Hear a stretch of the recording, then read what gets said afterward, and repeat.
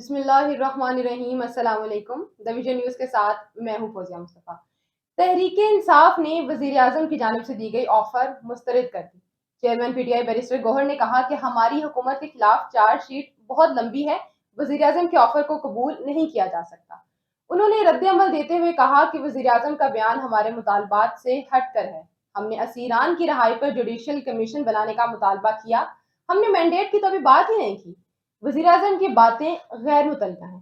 ناظرین، chairman P T I barrister Gohar نے وزیر اعظم کی باتوں کو غیر متعلقہ قرار دیا کیونکہ گزشتہ روز وزیر اعظم کی جانب سے پی ٹی آئی کو دوبارہ مذاکرات کی آفر کی گئی تھی کہ اگر پی ٹی آئی والے چاہتے ہیں تو ہم دوبارہ مذاکرات کی ان کو آفر کر سکتے ہیں، ان سے مذاکرات کر سکتے ہیں۔ لیکن بیرسٹر گوہر کی جانب سے جو کہ چیئرمین پی ٹی آئی ہیں، انہوں نے اس آفر کو مسترد کر دیا اور یہ واضح کیا ہے کہ پی ٹی آئی نے اپنے مطالبات سے کبھی بھی پی ٹی آئی پیچھے نہیں ہٹے گی۔ جہاں ایک طرف مذاکرات کی یہ ساری باتیں چل رہی ہیں، مذاکرات کی چہم گوئی اور اس کی پیشکش اور یہ ساری کشمکش چل رہی ہے، اسی دوران مولانا صاحب کا بھی بیان سامنے آیا ہے۔ جمعیت علماء اسلام فے کے سربراہ مولانا فضل الرحمان نے کہا کہ موجودہ حکومت میں اتنی قوت نہیں ہے کہ ایک دن بھی چل سکے۔ جو لوگ حکومت کو لائے وہی چلا بھی رہے ہیں۔ جس دن انہوں نے کندھا اٹھا لیا اس دن حکومت نہیں ہوگی۔ جب مولانا فضل الرحمان صاحب سے پریس کانفرنس میں مذاکرات کے حوالے سے بات کی گئی تو انہوں نے کہا کہ اپوزیشن کو اعتماد میں نہیں لیا گیا، مذاکرات کرنا یا نہ کرنا حکومت اور پی ٹی آئی کا اپنا معاملہ ہے۔ متنازع پیکا ایکٹ پر مولانا فضل الرحمان صاحب نے کہا کہ صحافیوں سے تجاویز لی جانی چاہیے تھی اور ان کی تجاویز کو قبول کر کے بل میں شامل کیا جائے۔ ناظرین، ہم نے مذاکرات کے حوالے سے بات کر لی، اب ذکر کر لیتے ہیں پیکا ایکٹ کے حوالے سے جو کہ پیکا قانون بن چکا ہے۔ تو پیکا قانون کے خلاف ملک بھر میں صحافی برادری یک زبان ہو گئی ہے۔ متنازع پیکا ایکٹ بل کے خلاف سندھ، پنجاب، خیبر پختونخوا اور بلوچستان کے مختلف شہروں میں صحافیوں نے یوم سیاہ منایا اور احتجاج کے دوران سیاہ پرچم لہرا کر متنازع پیکا ایکٹ نامنظور کے نعرے بھی لگائے گئے۔ Pakistan federal union of journalist کے صدر افضل بٹ نے کہا کہ ہم نے پریس فریڈم موومنٹ کا آغاز کیا ہے، حکومت کو پہلے بھی خبردار کیا تھا کہ صحافی تقسیم کا شکار نہیں ہے۔ پی ایف یو جے نے جب بھی تحریک چلائی کامیابی ملی۔ جنرل ضیاء سے آج تک ہمارے لوگ گرفتار ہوئے، ہم نے کوڑے کھائے لیکن ہم نے کمپرومائز نہیں کیا۔ جنرل مشرف کے دور میں ہم نے 3 ماہ دھرنا دیا، اب نو اینڈ نیور والی لڑائی شروع ہو گئی ہے۔ صحافی برادری کا کہنا ہے کہ اس قانون کو کسی صورت بھی قبول نہیں کیا جائے گا۔ اسی کشمکش کے دوران وزیر اطلاعات عطا اللہ تاڑر بھی سامنے آئے۔ انہوں نے کہا کہ پارلیمنٹ کی منظوری کے بعد صدر مملکت نے پیکا ایکٹ ترمیمی بل پر دستخط کیے اور اب پیکا ایکٹ قانون کی شکل اختیار کر چکا ہے۔ انہوں نے کہا کہ ابھی اس کے رولز بننے ہیں، اس میں مشاورت کی گنجائش ابھی موجود ہے۔ وفاقی وزیر اطلاعات نے کہا کہ مشاورت میں تمام سٹیک ہولڈرز کو ساتھ لے کر چلیں گے، جب بھی کوئی چیز بنتی ہے اس پر عمل درآمد کے لیے رولز بھی بنائے جاتے ہیں۔ بہتری کی گنجائش ہمیشہ موجود ہوتی ہے۔ صحافی تنظیموں کو اس قانون کی حمایت کرنی چاہیے، رولز کی تیاری اور مشاورت پر ہمیں آگے بڑھنا چاہیے۔ اس ایکٹ میں اگر ایک بھی متنازع شق ہے تو سامنے لائیں، ہم بات چیت کر کے اس کو حل کر لیں گے۔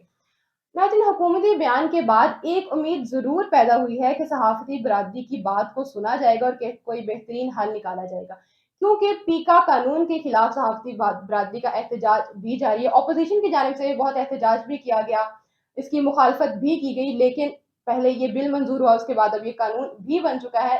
لیکن عطا اللہ تاڑر صاحب کی اس بات کے بعد ہم امید ہی کر سکتے ہیں کہ صحافیوں اور اپوزیشن کے جو تحفظات ہیں ان پر کوئی غور و فکر لازمی کیا جائے گا۔ اب مزید بات کر لیتے ہیں، وادی مہران میں بھی سیاسی گرما گرمی عروج پر ہے، کیونکہ ایک بار پھر ایم کیو ایم پاکستان اور پاکستان پیپلز پارٹی آمنے سامنے ہیں۔ دونوں جانب سے ایک دوسرے پر خوب لفظی گولہ باری بھی جاری ہے۔ ایم کیو ایم پاکستان کی جانب سے جاری بیان میں کہا گیا کہ پیپلز پارٹی کے رہنماؤں نے کرپشن میں پی ایچ ڈی کر رکھی ہے۔ پیپلز پارٹی نہ کراچی کے ٹیکس کا پیسہ چھوڑتی ہے اور نہ کرپشن کا کوئی موقع ہاتھ سے جانے دیتی ہے۔ کراچی میں غیر قانونی تعمیرات، ٹینکر مافیا، جعلی ادویات، گھوس بسیں اور صوبے میں بڑھتی مہنگائی پیپلز پارٹی کا ہی کارنامہ ہے۔ انہوں نے کہا کہ کراچی کے نوجوانوں کی نوکریاں ہڑپ کرنا، بوکس امتحانی نتائج کے ذریعے تعلیمی دروازے بند کرنا پیپلز پارٹی کا کریڈٹ ہے۔ ترجمان کا کہنا تھا کہ کراچی میں روزانہ ڈکیتی میں نوجوان مر رہے ہیں، سانگڑ میں مائیں اپنے بچوں کی لاشیں سڑکوں پر لیے بیٹھی ہیں۔ پیپلز پارٹی نے امن و امان، انفراسٹرکچر، تعلیم اور صحت کا نظام تباہ و برباد کر دیا۔ एमक्यूएम पाकिस्तान की जानिब से संगीन इल्जामात लगाए गए तो पीपल्स पार्टी भी मोर्चजन हो गई और सख्त रद्द अमल दिया गया। तर्जुमान सिंध हुकूमत सैयदा तहसीन आबदी ने कहा कि एमक्यूएम अपनी डूबती सियासत बचाने के लिए झूठ, मुनाफकत और इल्जाम तराशी का सहारा ले रही है। करप्शन का राग अलापने वाले पहले अपने स्याह माजी पर नजर डालें। बोरी बंद लाशों और भत्ता खोरी की तारीख सब जानते हैं। तहसीन आबदी ने कहा कि कराची के अवाम एमक्यूएम के ड्रामों को मुस्तरद कर चुके, अब ये चीखो पुकार भी इन्हें दोबारा जिंदा नहीं कर सकती। जो लोग अवाम के हकूक के नाम पर कराची को यरगमाल बनाते रहे, वो आज करप्शन पर लेक्चर दे रहे हैं। इन्हें शर्म आनी चाहिए। एमक्यूएम पहले ये बताए कि इक्तदार में होते हुए कराची के लिए सिवाय तबाही और लसानी सियासत के क्या किया। सिंध हुकूमत कराची के अवाम को सहूलत दे रही है, जब एमक्यूएम सिर्फ इल्जाम तराशी की सियासत में जिंदा रहना चाहती है। सिंध हुकूमत को करप्शन का ताना देने वाले पहले एमक्यूएम के दौर की लूट मार का हिसाब दें। उन्होंने कहा कि कराची को तकसीम करने की साजिशें अब नाकाम हो चुकी हैं। अवाम ने एमक्यूएम को मुस्तरद कर दिया है। पीपल्स पार्टी की सियासत अवाम की खिदमत पर मबनी है, जबकि एमक्यूएम की सियासत लाशों, खौफ और धमकियों पर खड़ी है। पीपल्स पार्टी की एमपीए सादिया जावेद ने भी एमक्यूएम पाकिस्तान को खूब आड़े हाथों लिया। कहा, नामालूम अफराद से शुरू होने वाली एमक्यूएम की सियासत अब नामालूम तर्जुमान पर आ गई है।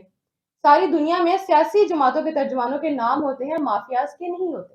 उनका कहना था कि चेयरमैन बिलावल भुट्टो जरदारी के खिलाफ हर्जा सराई करोगे तो हर जियाला पीपल्स पार्टी का तर्जुमान बनकर बात करेगा।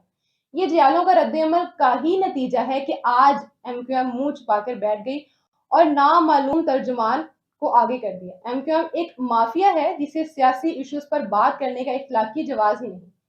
उन्होंने कहा कि खालिद मकबूल सिद्दीकी की सोच कुर्बानी की खालें छीनने से मुखालिफ जमात के झंडे उतारने तक ही महदूद है। फारूक सत्तार और मुस्तफा कमाल आज भी राणा ठाकुर का नाम सुनकर होनहार बच्चे बन जाते हैं। कराची का बच्चा बच्चा जानता है कि खालिद मकबूल सिद्दीकी एंड कंपनी टाइटाई फिश है।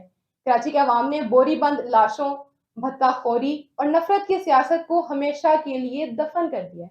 कराची अब चेयरमैन बिलावल भुट्टो जरदारी की क़यादत में तरक्की और खुशहाली की जानिब रवां दवां है। कराची आज सेहत, तालीम, आईटी और पायदार अर्बन स्ट्रक्चर के शोबों में दीगर सूबों के लिए रोल मॉडल है।